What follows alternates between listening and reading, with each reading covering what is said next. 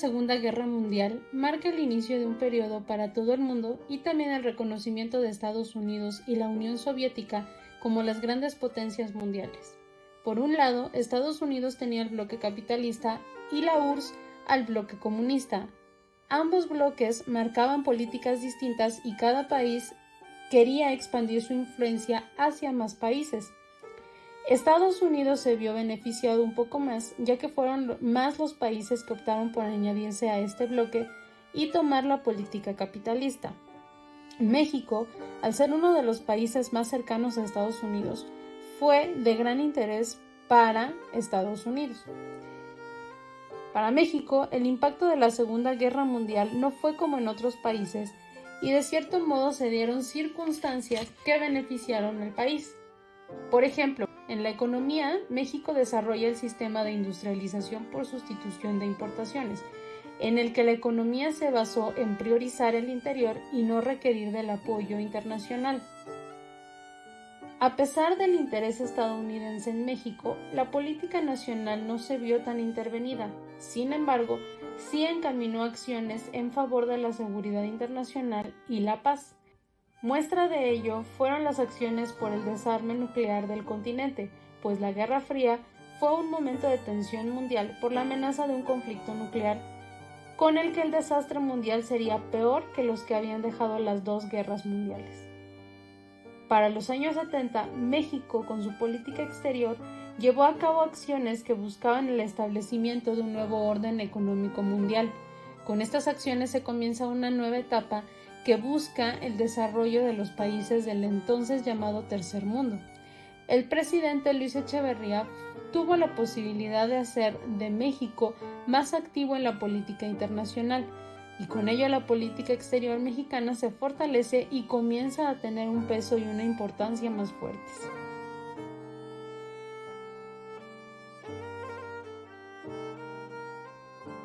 Estados Unidos, con el sustento de la doctrina Monroe, introdujo el panamericanismo con la finalidad de tener cierto control en todo el continente.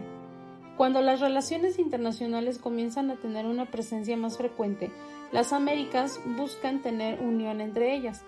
México fue uno de los países americanos que más impulsó esta unión, pero tratando de mantener la influencia estadounidense lo menos relevante posible.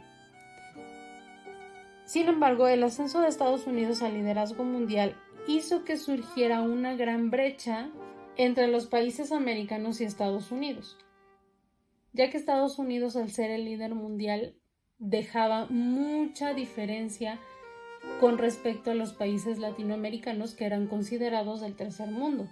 A partir de este momento, América Latina se une con el objetivo de lograr el desarrollo de la región, apoyándose y cooperando entre sí.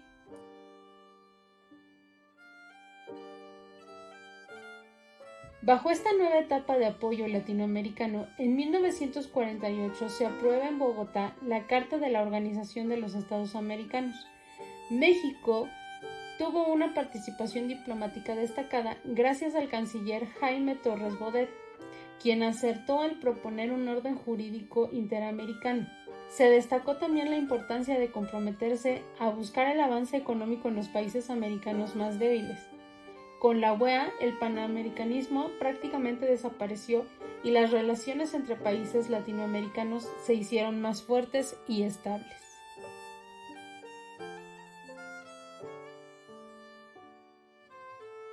El Tratado Interamericano de Asistencia Recíproca supone uno de los instrumentos jurídicos más meticulosos que México ha firmado.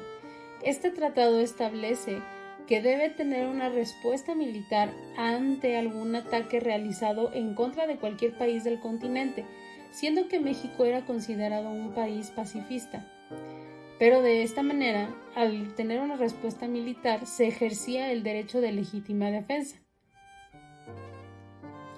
A pesar de que es un tratado que establece la organización de las defensas militares, es también una manera de mantener la paz y la seguridad de América Latina ante cualquier tipo de ataque o invasión al continente.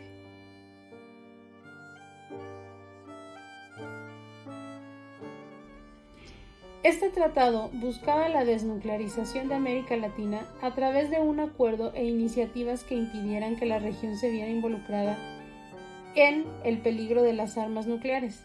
Este tratado contó también con la destacada participación de la política y diplomacia mexicana.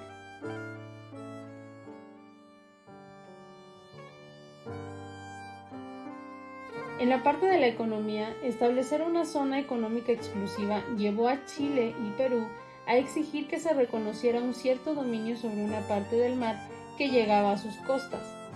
Esta participación fue apoyada por varios países del continente, incluido México.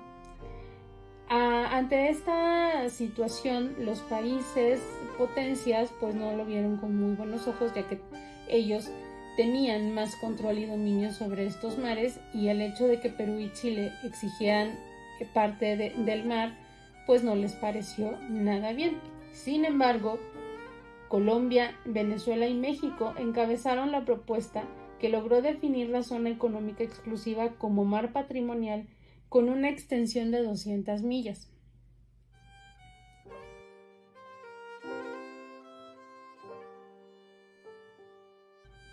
Poco a poco, la política exterior de México logró ser reconocida y tener participación importante en las decisiones mundiales. Si bien empezó a ser un país líder en la política latinoamericana, también se han logrado avances en el resto del mundo. Actualmente es muy difícil que México no participe en tratados, cumbres o acuerdos internacionales en los que hace uso de su diplomacia y deja en claro que la política exterior de México sigue avanzando y proyectándose al futuro.